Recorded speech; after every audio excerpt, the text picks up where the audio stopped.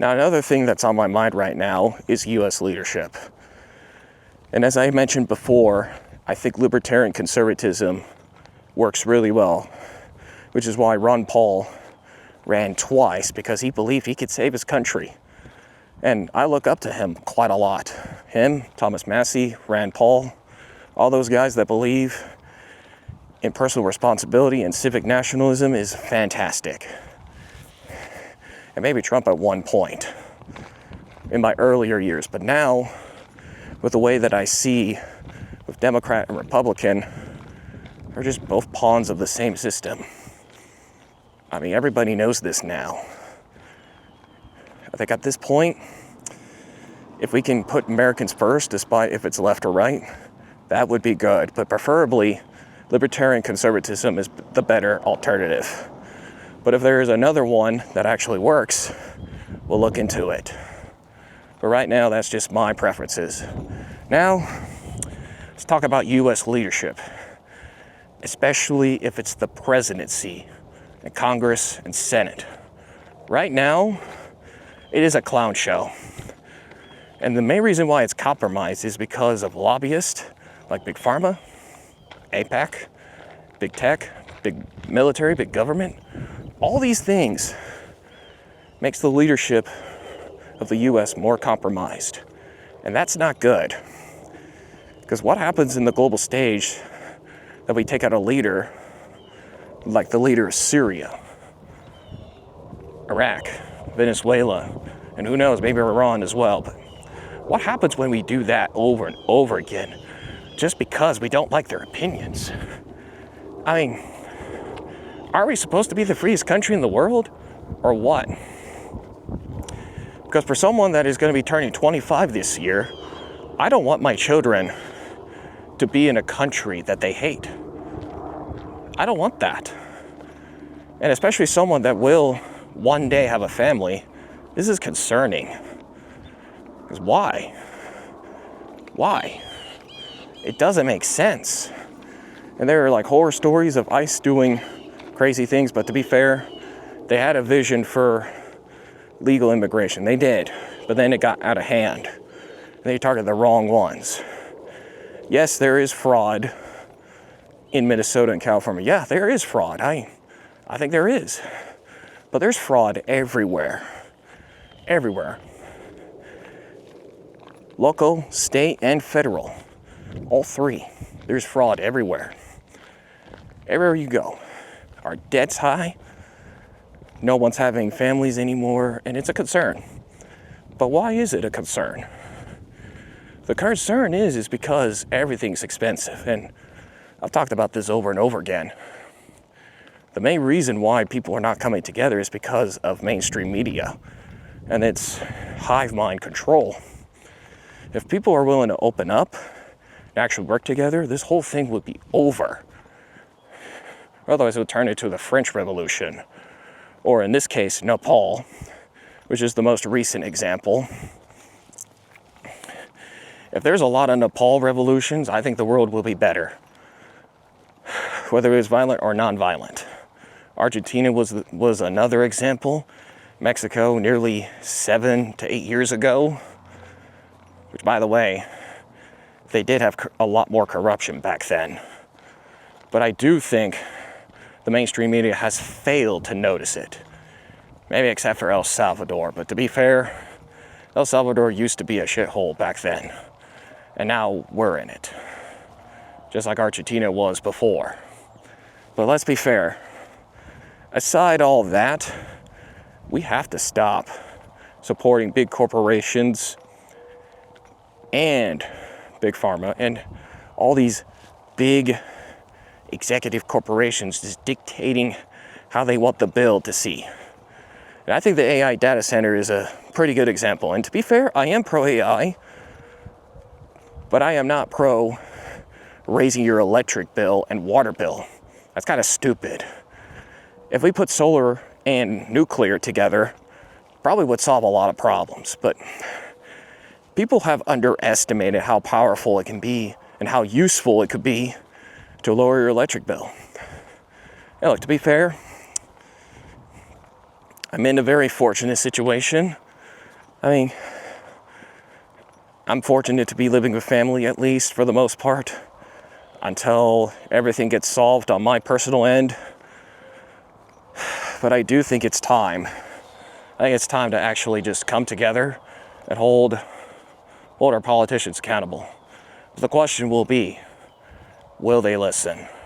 Or are they just going to keep doing their normal la land partisan games, as I like to call it? But the more that I actually see corruption on both sides, the more I cannot unsee it.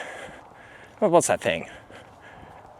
If you've seen it, you can unsee it. That's what I'm talking about. And I think another reason why it's compromised is because we're in the bread and circus games, which I did mention in the previous videos. But I do think it's time, and I've said it before in the deleted video, I've said it, I think it is really, really time. I think it's really, really time to come together. And I do think populism can be great if used correctly. But unfortunately, I think it's turned into a con game. A pretty dangerous con game. And look, there are booms and crashes here and there. But that's not why I'm talking about it. The main reason why I'm talking about it is because I truly believe that if we can actually have reasonable conversations, then we could actually change the discussion further and actually do great things, supporting our communities, building businesses, all these great things, and having milestones. And there's nothing wrong with that, actually. What happened to helping your neighbor? What are we doing? And look, there's nothing wrong with disagreements as long as we can actually solve the problem as reasonable adults, actual adults. Right now, we have a bunch of toddlers in government currently, theater kids on both sides. It's degraded itself. And when was the last time that has ever survived? Not at all. And you know, the only thing that's different in the United States is because we have more power in the dollar, but how long is that gonna last? I don't really see it succeeding, really.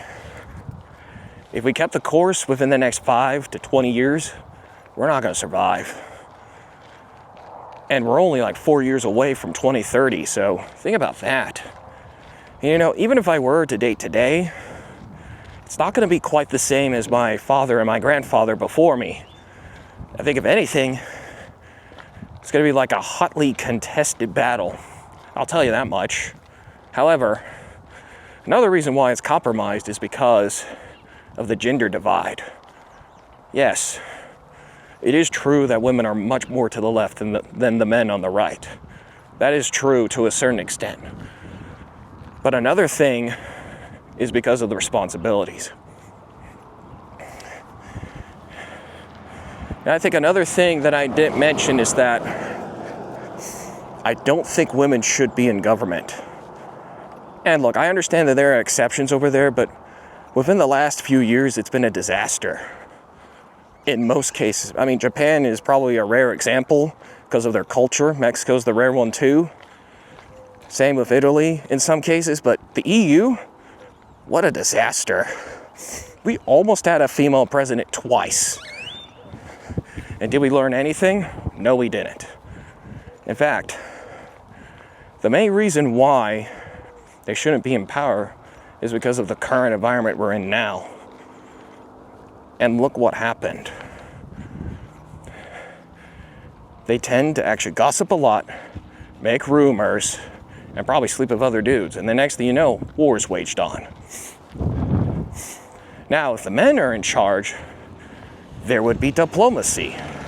There would be strong leadership, putting their citizens first, and then defending itself. And then there will be an optimistic look of the future. I mean, a masculine republic actually does good things than a feminine democracy. And I think another thing to look at is that being compromised doesn't mean everything comes to an end. No, it's a slow decline. And it's decades of bad policies. Oh, by the way, it goes to several administrations since 1912. And you know, I actually used to be a fan of Franklin Roosevelt, but once I saw what was going on from 1912 to now, there is so much corruption, man. How in the world are we surviving with almost $40 trillion of debt? How? Explain why. That doesn't make sense to me. In a real functional country, it would just be dead. It would be like Greece at this point. But since we have to bail out everything, it's actually in its most compromised form in many, many years. And I get it. I know it's bright outside, and it is crazy what our nation has become, but the only way we're going to stop being compromised is to actually ask hard questions. And there is only one way to do that. One way is to ask super tough questions. While they're walking, while they're doing a vote or something, or anywhere they're there, we have to ask very tough questions on both political parties or any other ones, depending on where you live. That's the only way we will go from a compromised democracy to a healthy republic that Thomas Jefferson talked about all those years ago. That's the only way we can save our nation. And that's it for today's video. If you enjoy videos like this and you want to continue to support me even further, like and share and comment down below and subscribe to the Alex Banister channel. We are counting on you to make this happen in real time. Take the golden pill. The revolution is now. We are counting on all of us to make a difference today. See you on the next video, innovator. If you enjoy videos like this, and you're actually interested in videos like this one that just happened recently, do me a favor, like and share and comment down below and subscribe to this channel right here and right now. With that in mind, I'll see you in the next video, innovator.